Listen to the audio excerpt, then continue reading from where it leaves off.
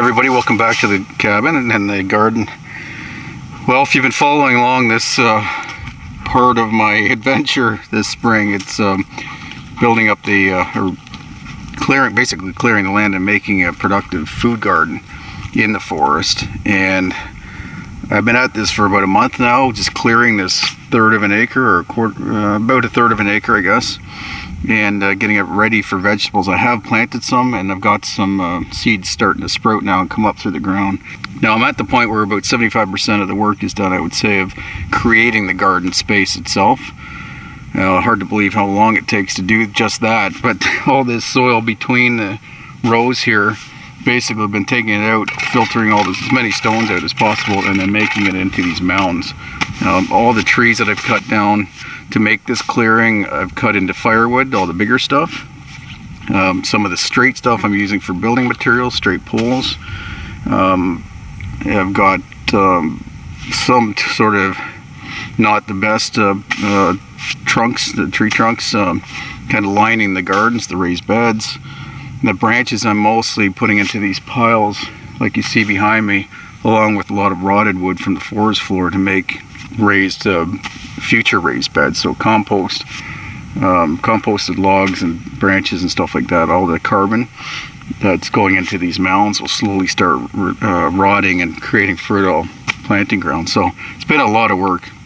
Anyway, I'm at the point now where I'm starting to pay more attention to the soil composition and the quality of the soil for growing stuff in.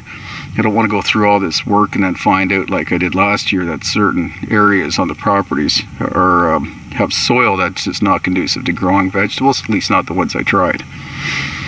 So doing more research, going back to what I learned years ago, I haven't vegetable gardened in 6 or 7 years probably, intensively. I've had the odd thing at the old house, but not much. And I've only had a few things growing at the cabin. So this is a relearning experience for me.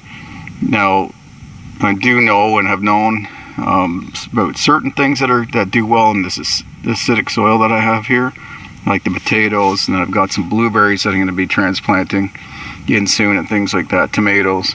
But I know that most vegetables do better in alkaline soils, which is not what I have. But anyway, in order to figure all of that out, ordered a soil test kit, and I'm testing the soil here in these raised beds, and then also some of the soils that I have in various pockets around the properties that are good, different in composition. This raised bed that I'm sitting beside, and that's that the nutrient level is about as bad as I presumed based on the results I had last year and just seeing what grows in a forest like this.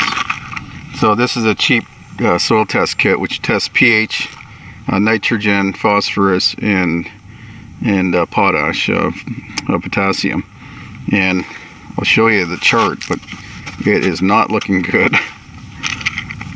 So basically, if I look at the pH chart here and compare it to the pH vial, it's very, very clearly in this range here. So 5.5 acidity, neutral being 7 being neutral. And a lot of vegetables do better around neutral, except for those ones that are acid loving that I mentioned earlier. So I'm going to have to amend a lot of these beds as much as possible in order to make them productive. Now, unfortunately, the story is no better when it comes to the other nutrients here, or the nutrients. Nitrogen very low, like almost not even registering, which is very concerning. The phosphorus, surprisingly, is up around medium to high, and I need to do some research and see if that's typical of a forest garden or a forest soil, where the soils are mostly built up from some glacial till, but also mostly from the deciduous trees that have been growing on this property.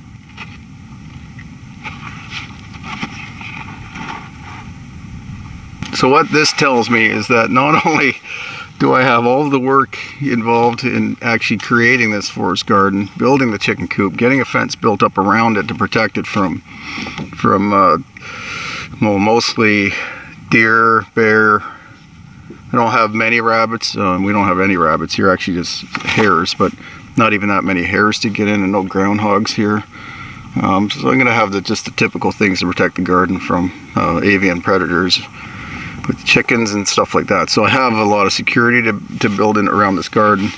And then of course then I'll be working on the workshop and stuff within this footprint. So a lot of that work, but on top of all of that, I now have to put as much effort into building the soil and nurturing these plants, these vegetables and fruits, as I do in building the infrastructure. Anyway, I do love this kind of stuff, and I'm not going to shy away from the work or cry about it, that's for sure. I'm going to enjoy seeing what I can do. It's a challenge to take a raw piece of forest like this and make it productive, make it livable for us humans in as much of a small a footprint as possible. And I think that's always been one of my objectives, is to try to live close to the land and enjoy nature without destroying it, to attract wildlife and attract or to enrich the land around me rather than to steal from it. So it's a challenge. It's hard for people to do that, for humans to do that, but I think it's a worthwhile challenge. It's a worthwhile objective, and I'm going to continue to work as hard as I can at fulfilling that. So I'm going to take a couple more samples from different spots. I've got this bucket of peat that I'm going to test. I'm going to test the soil down by the stream where I put the potatoes, and I'm going to test the higher ground where I'm looking at putting the greenhouse. So it'd be really interesting to see if there's differences throughout, or if I'm just going to, I think what's going to happen is it's generally going to be pretty close no matter where it is on the property, just because of the region that I'm in and that the underlying bedrock is granite. And I'll have to amend as necessary, and I'm trying to amend with as many natural materials from the area as possible. So that's going to be a lot of green manures, which is growing vegetables like beans and peas, any kind of legumes that fix nitrogen, put nitrogen back into the soil. Going to have to use all the fish remains from this year's fishing, seaweed, all the weeds. Well, you can see it's starting to grow up pretty thick down in the stream already, so I can start pulling some of that up and putting it into the gardens. Do what I can to enrich the soil and make it as productive as I can naturally. Big challenge, but I hope I'm up to it.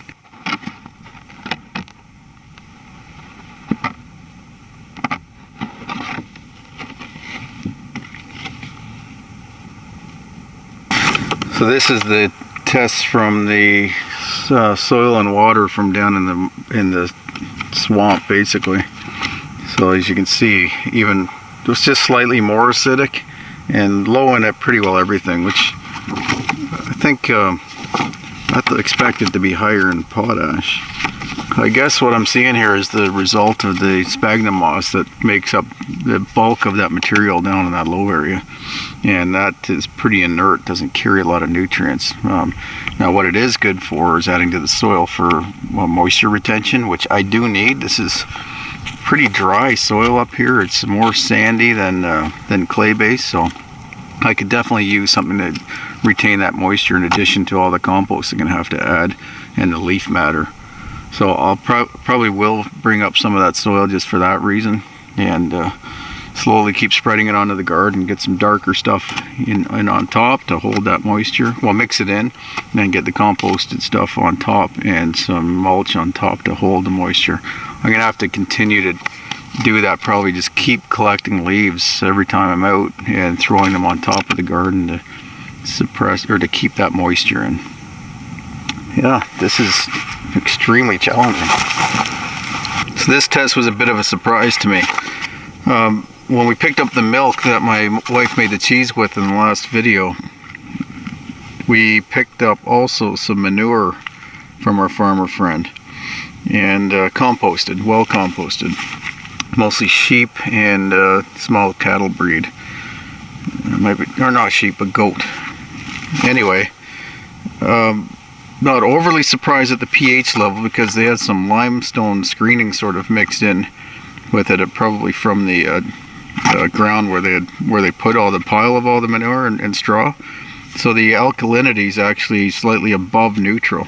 So I'd say based on this test, it's going to be, as everybody's known for hundreds or thousands of years, that manure is good. Composted manure is a good nutrient additive to all of the gardens to grow fruits and vegetables. The tomatoes and the potatoes, especially potatoes, needing more alkalinity, or sorry, more acidity, probably will add compost to them, but rather than let that, not too much that it raises the pH level to the point where it becomes neutral or acid.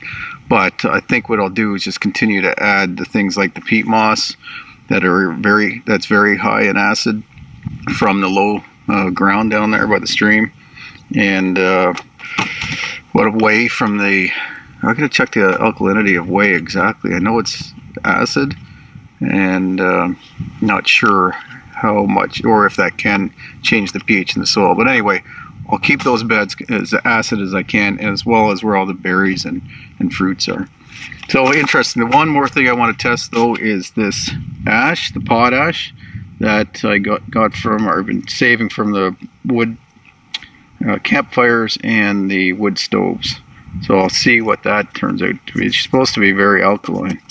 Yeah, but I want to see what else shows up. And it's potash, so it should be high in potash or potassium. So I'm going to test that next.